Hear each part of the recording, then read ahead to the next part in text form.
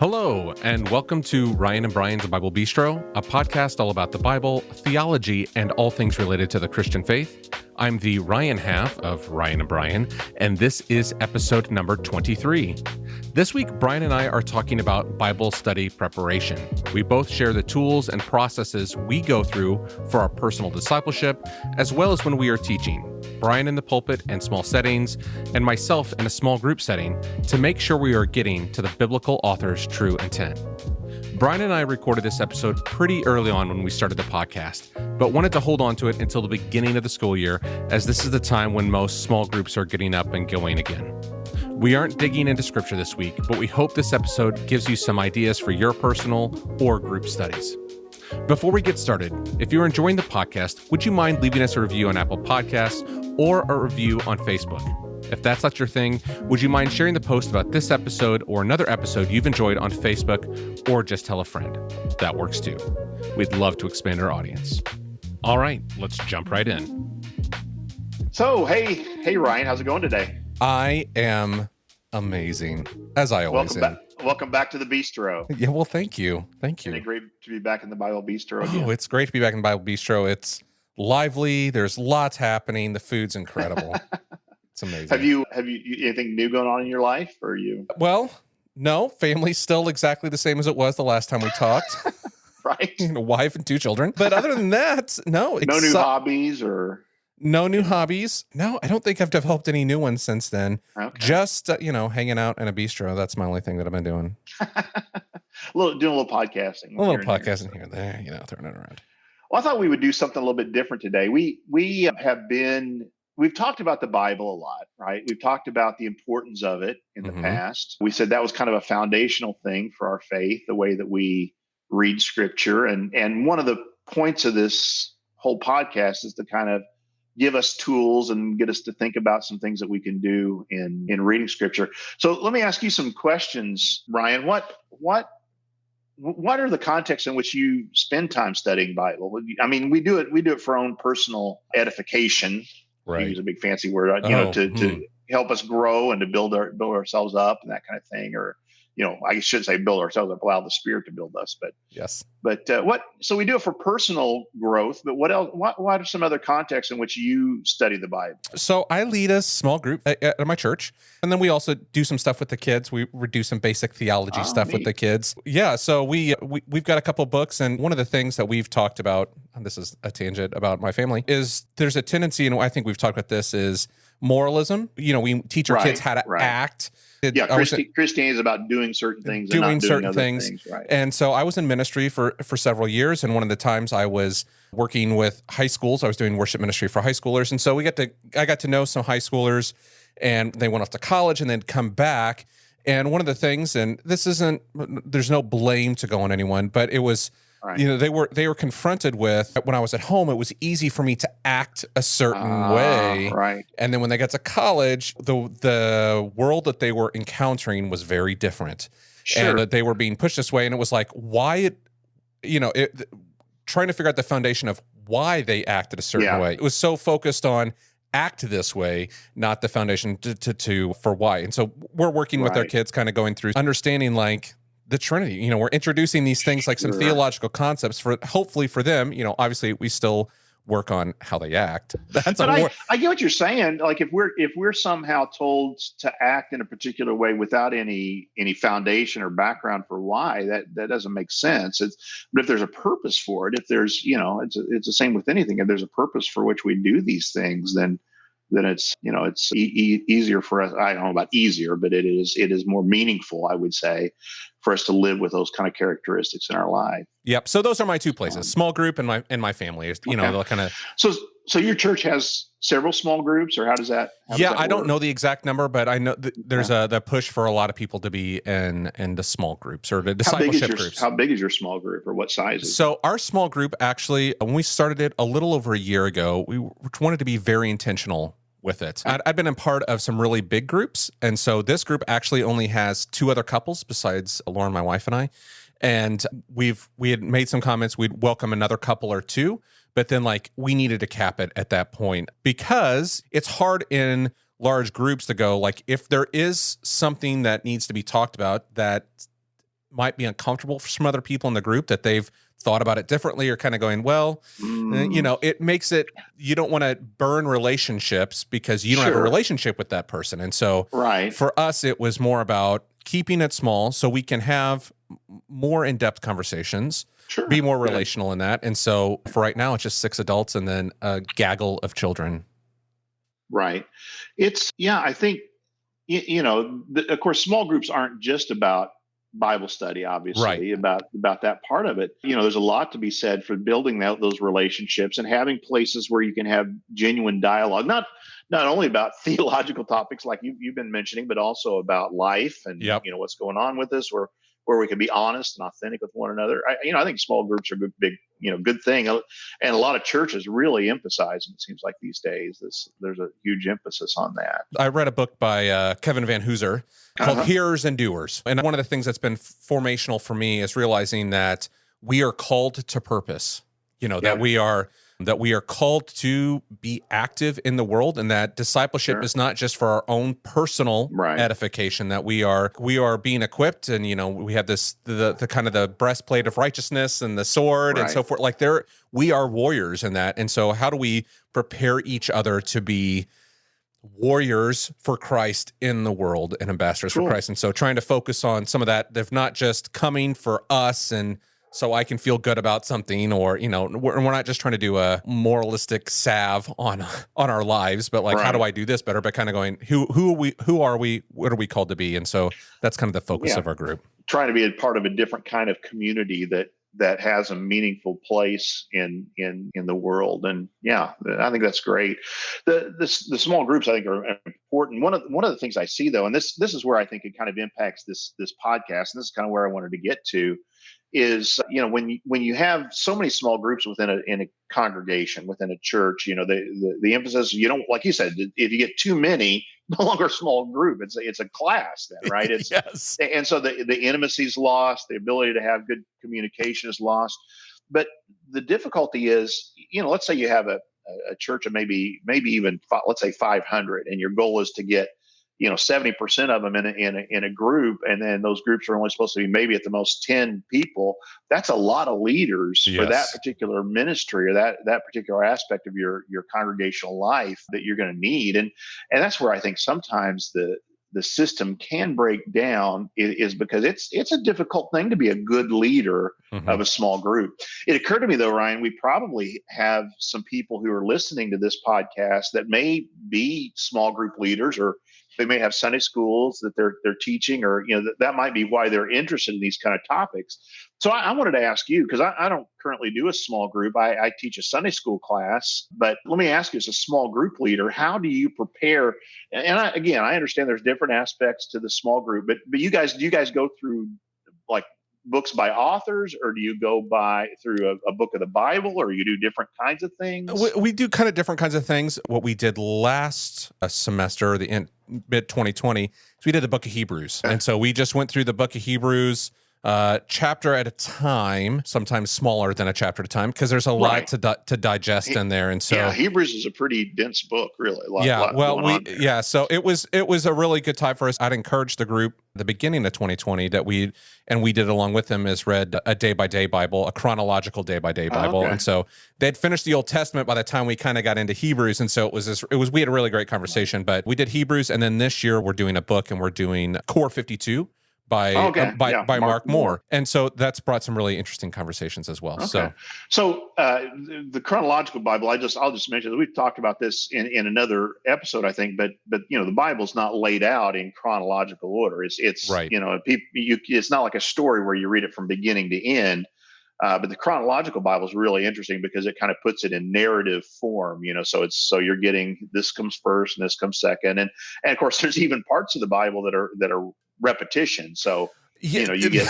Yes. So I learned a lot about the chronological Bible. I had not read a chronological. We'd started in the past, like a day by day Bible, where it was like, oh, here's Genesis, then here's a Psalm, and then here's something from the New Testament. And I personally hated it. Like you saw, you don't see any narrative. It's like I'm reading words to say I'm reading words. And so chronological started great, and then we got into the Kings and Chronicles, and Right. there's some repetition there. Even Isaiah, parts of Oh, Isaiah are yes. mirrored in Chronicles Yeah. and First, Second Kings. Uh, Very interesting. Yeah, and Yeah. what I did appreciate about though is like as we started to talk about some of the prophecy, mixed in prophecy with some of the actual story that's happening, and then we got to the Gospels, and you and I talked about this. It was Yeah. they were trying like a harmony of the Gospels, like Oh, right, Matthew, right. Mark, Luke, and John, and it was just like.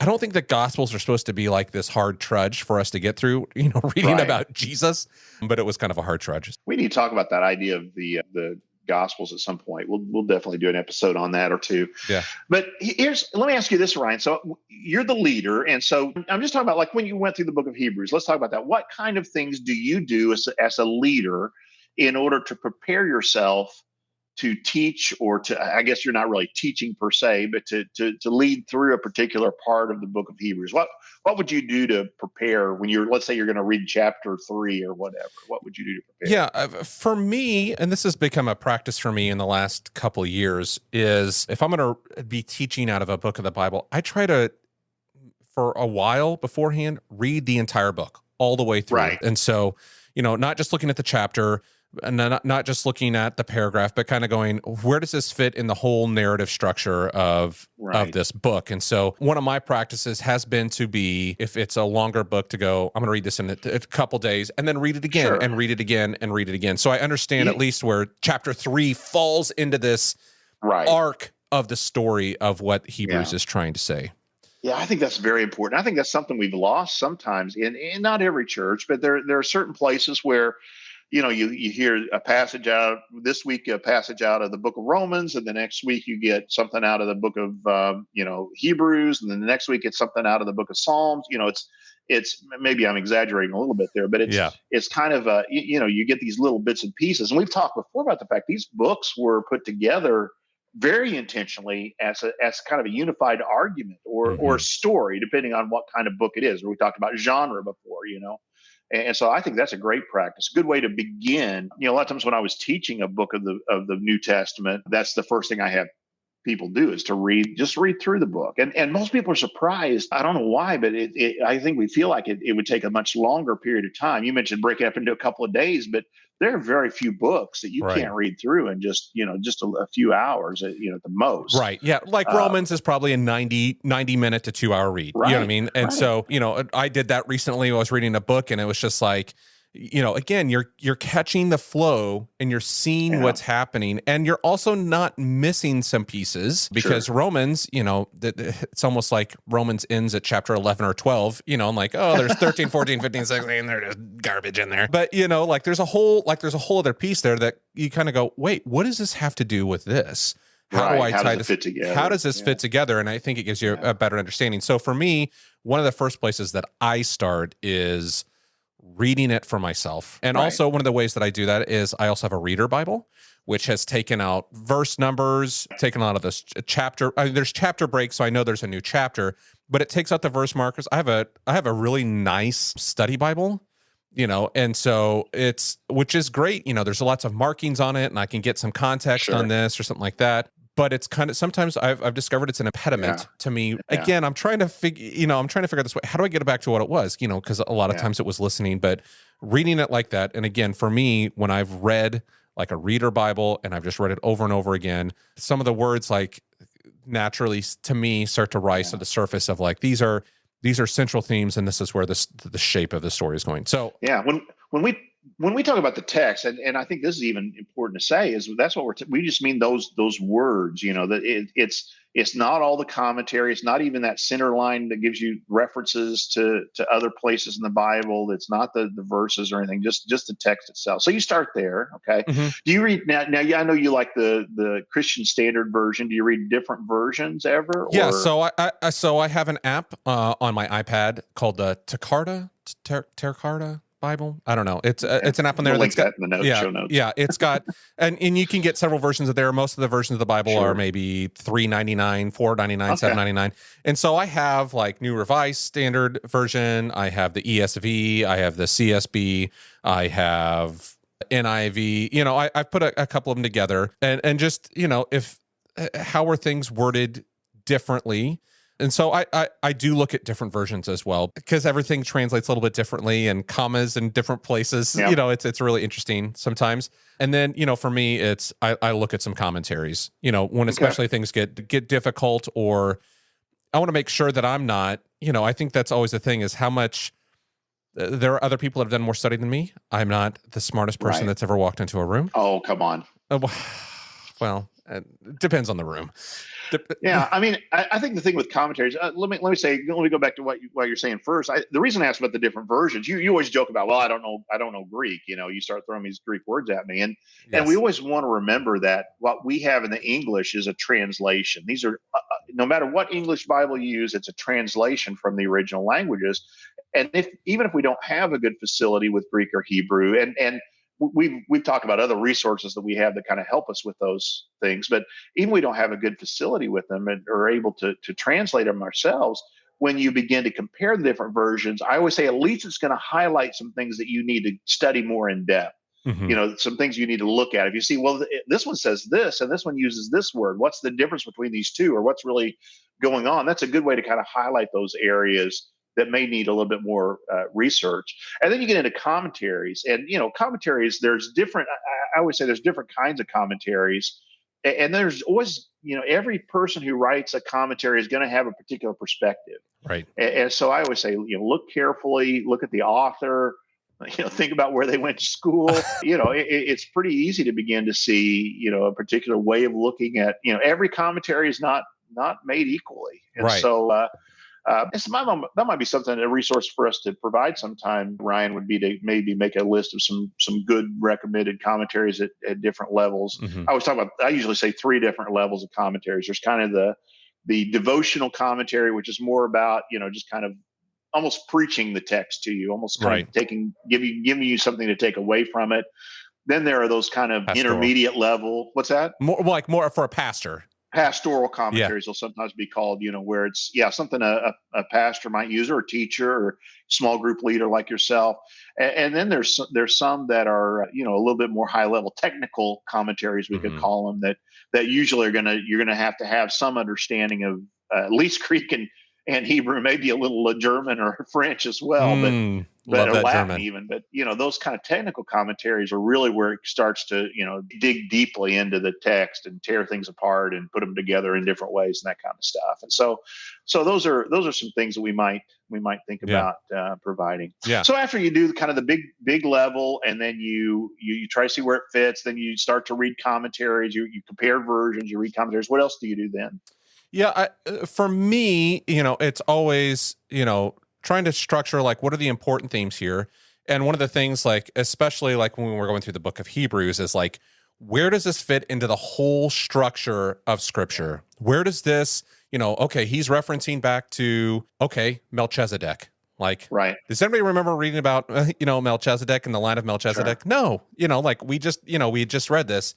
And kind of going, okay, well, it says like no beginning and no end, like in Hebrews, Right. and kind of going like, okay, what's he really trying to say? How do we understand this? So, figuring out kind of just the flow of what I want to talk about, what are the major themes? And then for me, trying to figure out, kind of a flow of what did you see that jumped out for you in this scripture, trying to figure out how I want to teach that lesson. But more importantly, trying to think about application. I start to think about application. Okay. And what I mean by application is sometimes something is sometimes for us, like for us to, what does this mean for me in my context? Sure. How do I live? But sometimes it's more about application of how does this inform our understanding of who God is? That's, for me, is one of the things that I try to do, is instead of just personal application, I think sometimes it's always like, well, what does this mean for me today? Which it does have application, but sometimes the application for you it's to make you think about the nature of God differently, not how do I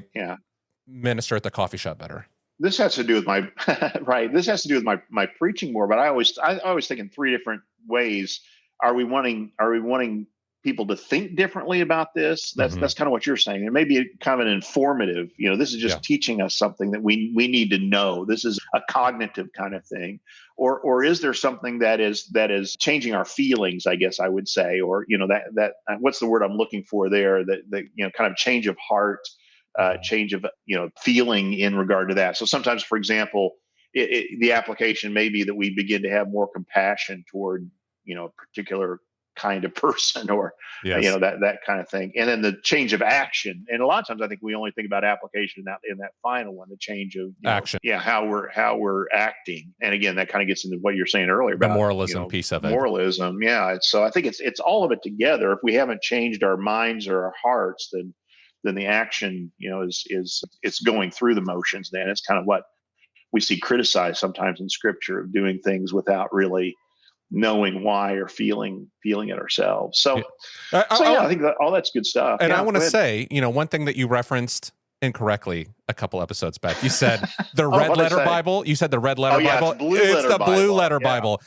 You. I did not know about that resource before you brought it up. And so I've been digging through some of that stuff where it connects some of the Greek, and, you start to see some of the Greek underneath there. Because again, I don't have a degree in Greek, and I'm imagining a lot of folks don't have degrees in Greek, or not even a degree, but several semesters in Greek to understand what's happening there. And so that blueletterbible.org it's a good resource. I think if you're a leader, you need to, it's free. If you have internet access, it's even a relatively low graphic connection. So I think even for people who are international, I think it's a really good resource that kind of gives us a little bit more information about the text. And that's what I was going to say is sometimes, we used to use this kind of phrase, the idea of word studies, and it's not really just that, but I think if we can understand the Greek word and begin to see the possible meanings, so that's called kind of the range of meaning we would say there, and what are the possibilities? That's where sometimes when we compare two versions, you'll see one takes this meaning and this takes this meaning, and that kind of draws our attention to it. You can kind of dig there a little bit more.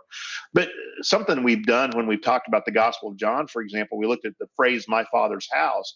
When you're able to search and see where else that word or that phrase occurs within that book or within Scripture, that can be meaningful as well. It kind of helps us see how it would have been understood or used in that first century period, I think also. So that's I think an important part of that whole thing.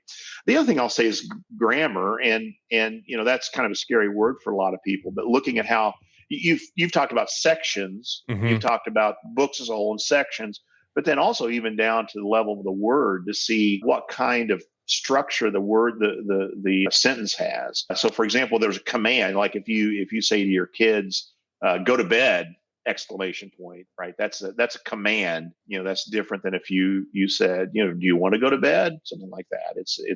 Has a different meaning to it. And so when we begin to look at those kind of grammatical differences, you'll notice very interesting. A lot of people it's kind of what we talk about sometimes glossing over. Even the way the tenses are used, the difference between the past tense, present tense, future tense. There are even different forms of the past tense in Greek, and we use different forms of the past tense in our language. We even use different ways of talking about the present tense. All those, when we begin to pay a little bit more attention to the grammar. And again, Blue Letter Bible and some of those other resources, commentaries can help call attention to some of those things. So yeah. Go ahead. Is there anything else that you do in preparation then? Kind of going back to the commentary things, I do look at a variety of commentaries. I don't just have one. Sure. Typically, if I'm going to jump into a study like with the Hebrews, I had 2 different commentary books, and I also got a Kindle version one. Understanding, again, educate. I'm always looking at where they went to school. When I buy a book on Amazon, reading the author bio and looking, look at reviews and stuff. So sure. No, that was just one of the other things is, and we've talked about this before, is trying to, again, for me, it's been a recent thing. And especially like as I'm reading, Paul, or, it's rhetorical, like that there's this is being spoken out loud, is, again, it's coming back to not just reading it in the section of a chapter, but kind of going, is this the introduction? Like, where does this fall in the story of all this? I know. So trying to think through how this would have been like a sermon, like someone would have how would it fit together, how people would have heard it. So that's narrative is the same way. I think, when we're looking at the Gospels and we see what the narrative is doing, I think it's an important part of what we're doing. Well, cool. I think those are great things that you do in preparation. And that's my point is, I mean, being a small group leader isn't just a simple thing. You need to put some work into it. One thing you mentioned I thought was really interesting. You talk about doing the chronological Bible and then you're studying these smaller sections. And that's the other thing I would always say when I'm teaching a class. I always say it's good to study small sections of scripture in depth while at the same time reading larger sections of scripture rapidly. And I think you begin to notice some connections in that way. The other thing is that I think has been very important in my own study is understanding history and understanding culture. And I know part of that you're getting from the commentaries and those kind of things, but those are some important things as well. Where does this fit historically? It's a big difference between, time of King David, if you're in an Old Testament passage, for example, or maybe the time of King Hezekiah, what's going on, or Daniel would be another example, Daniel and Isaiah. These are two different time periods. What's happening in world history? What's the connection here in that? And then culturally, I preach on Sundays and I was preaching the Good Shepherd passage and just understanding the cultural practices of a shepherd. There's a guy named Kenneth Bailey that's written a really interesting book about, first century practices and those kind of things. And some of those cultural understandings are really important. Yeah, absolutely. One thing I always talk about when we talk about some of these things, some of these, let's call them Bible study tools or things that we would do in order to approach scripture, it can become overwhelming because I get it. I mean, we've all got lives, we got jobs, you got young kids. My kids are out of the house and grown, but we begin to think, how can I do all this every week? How many hours a week am I supposed to spend on preparation? And the encouraging thing I always try to say is, I say, do what you can, right? Don't let it discourage you from just, well, I don't have any time, so I'm just going to kind of throw up my hands and walk in and we'll just wing it. I think do what you can. And here's the thing that I found is it's a discipline, right? And the more we discipline ourselves to do this over the long period of time, it's not just a short thing. It's a long process. You'll find it's interesting how much those begin to build on themselves and things. Maybe you studied this word, that all I got time to do is to study this one Greek word that seems to be really important in this text this time. It was just repeated 6 times and I really need to understand what it is. So you dig in. I've got a half an hour, so I'm going to dig in and try to understand this word well. Well, then a few weeks later, you run into that word again and you think, oh, I've already done my homework here, right? I've already done what's necessary. And so it kind of builds on itself. Like you said, when you start a study on the book of Hebrews, you do some upfront work that will help you throughout the entire book then. And I think that's true of anything. It builds on itself culturally, historically. When we begin to understand things historically, then we'll come later, maybe a month or 2 months or a year later, we come across something else that reminds us, oh, that's that historical period. That's that king we were talking about there. And that's important for me to know. So I think all those kind of things build on themselves over a period of time. So that's my encouragement. Do what you can. Don't just give up and say, I can't do it all. Do what you have the ability to do, what you have the time, the freedom to do. And then you'll find in the long run, I think it'll pay off. When we did the chronological day-by-day Bible last year, it was like, it's every day, you're coming into this every day. And so one of the things for us, and it's kind of carried over for me is, and this has nothing to do with the Bible or anything like that, just like a hack, I guess, is, for me, it was intentionally putting time on my calendar, say, I'm going to spend this time to do this, and even if it's 15 minutes and if it's at the end of the day. So when it comes to this point, I know I've allotted this time for this purpose. It's so easy just to get into I don't have time for it. Well, no, if you actually sat down and looked at your day, you did have time for it. You just chose something else to do. Anyway, that's a totally separate topic about reading the Bible, but just sitting down and, as you said, doing what you can. And that doesn't mean you can do everything. Like I've said before in some of these, I feel dumb as I go,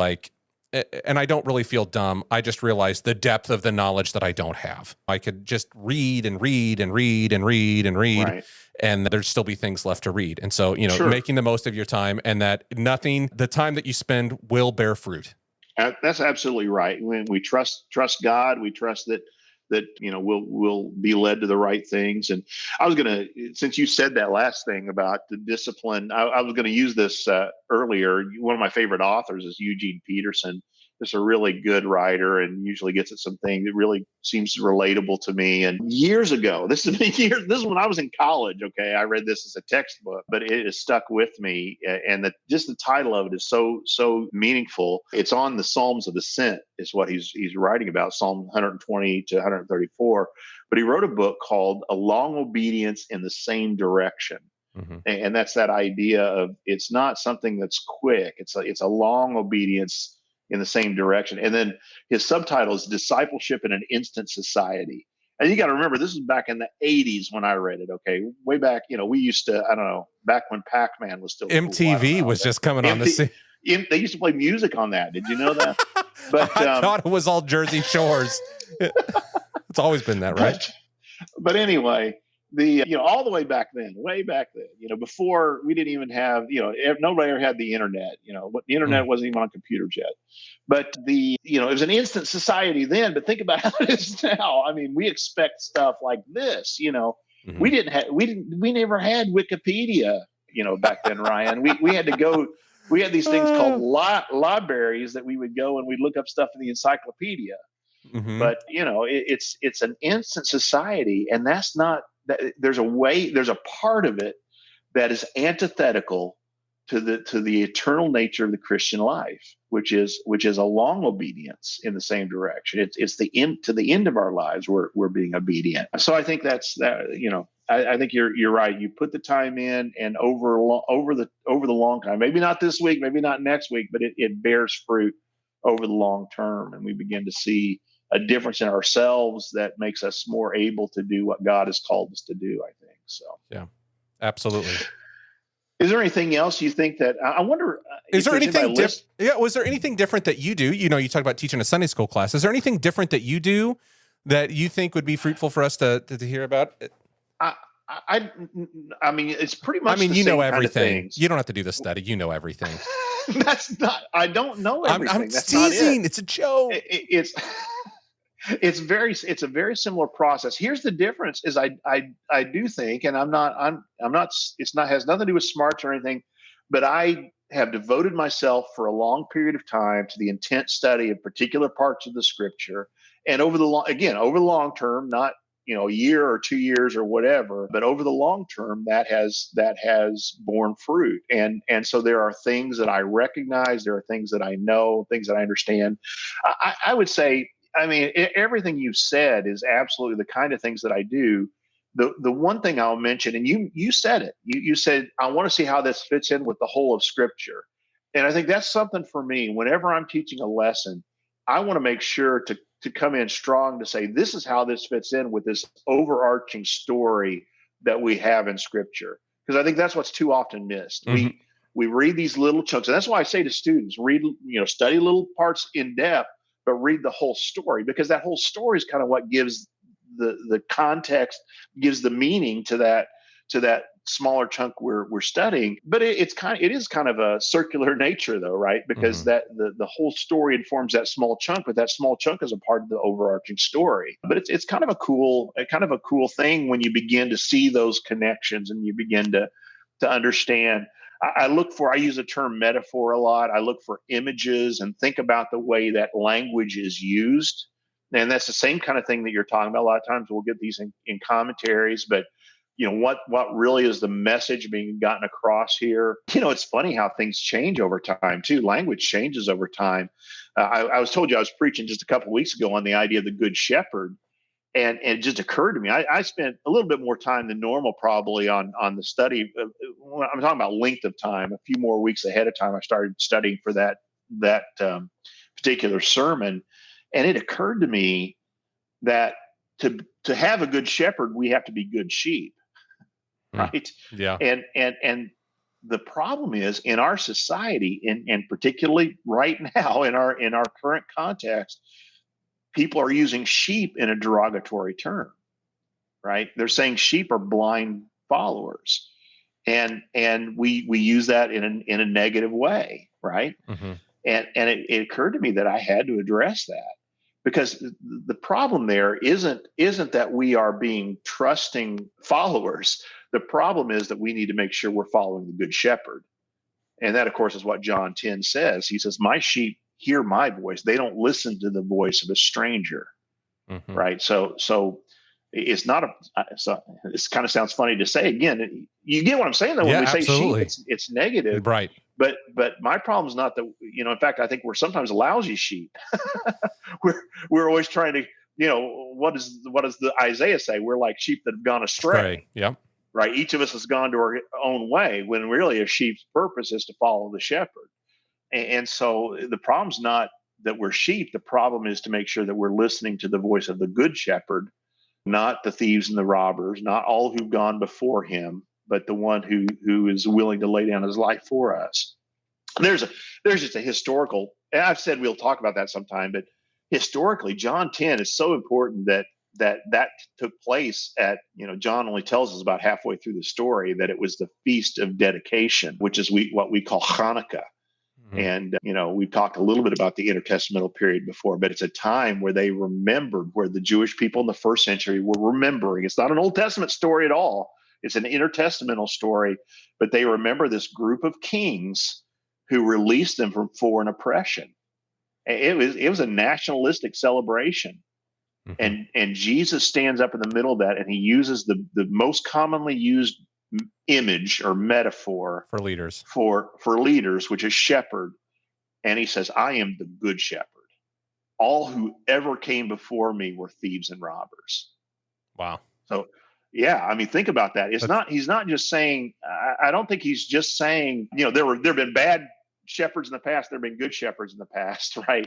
Mm-hmm. He's saying all of them at the end of the day were only concerned for themselves, right? They were not concerned for the flock. And he says, but I am the one who's willing to lay down my life for the flock. And I say it's the same for us in a way today. I never want to get political here, but a lot of times the focus today is upon the leaders that we're following, right? And I think really the problem isn't we're following this leader or that leader. The problem is we're not following the good shepherd and placing our trust in him, because all others who have come before are thieves and robbers. They're not interested in the good of the flock as much as they say. Wow. maybe that's a little cynical, but well, on that note, that's what I think Jesus, but here's the interesting thing. I think that's what Jesus is saying to the first century Jews. I'm not talking about today necessarily, although when you talk about application, I think it applies. But to the people of that day, it'd be like standing up on the 4th of July and saying, you really want independence? I'll give you independence, right? Mm-hmm. It's saying that the people that you have looked to be your leaders in the past have not followed through. They've not come through when you've needed them the most. And he says, I am different than that. I will do that. And so that's I think the good news about Jesus is he's a shepherd that is worthy of that authority. Book of Revelation, since you mentioned it earlier, I'll say the image, and I didn't get to use this in the sermon, so that's why I'm sharing it now, I guess. Yeah. Is we have this lamb who is a shepherd. That image we have in the book of Revelation, which is a fascinating idea that he can shepherd us well, right? Because he has been a part of the flock. He understands what it's like to be where we are. And so he's able to lead us well, and we can trust him in that. So, wow, a lot there. Yeah. I'd be interested in anybody who's listening, who's a teacher or a small group leader. I'd be interested in what they do to prepare. If there's anything we didn't think about, or some other ideas out there. We're constantly looking for new things that we can appropriate and use and help us in our understanding as well. So absolutely. Thank you, Ryan. Appreciate it. Appreciate your being a small group leader. I think it's an important role. Yeah. And we didn't even talk about the stuff you talked about with your kids, but I think that's great too. Very important part of what we're called to is to lead our families well also. So I think you're doing well to do that too. Yeah. All right. Well, thanks, Brian. Thanks for your time. And we will chat again soon. Look forward to the next time. See you later. See ya. Bye. Well, thanks so much for listening to this episode of Ryan and Brian's Bible Bistro. Next week, Brian and I are talking about the book and topic that led us to start the podcast. The book I called Brian about is called Justification, and it was written by N.T. Wright, whose name we have mentioned several times. This is a heavy topic and one that comes with its fair share of controversy. The Bistro is a place of conversation, and that's exactly what we are going to do on the topic and definition of justification. We hope you will join us for that. You can find show notes, links, and more at thebiblebistro.com, as well as sign up for our email newsletter to stay in touch, but also to get some exclusive content. We are putting the finishing touches on our video about using the Blue Letter Bible that should go out in the next week. But that video is exclusively for those who have signed up for our email newsletter, so make sure you do that. You can find us and follow us on Facebook and Instagram at The Bible Bistro. And as always, you can subscribe to us on either Spotify or Apple Podcasts. Just search for Ryan and Brian's Bible Bistro. Thanks so much for listening, and we'll talk to you next Tuesday.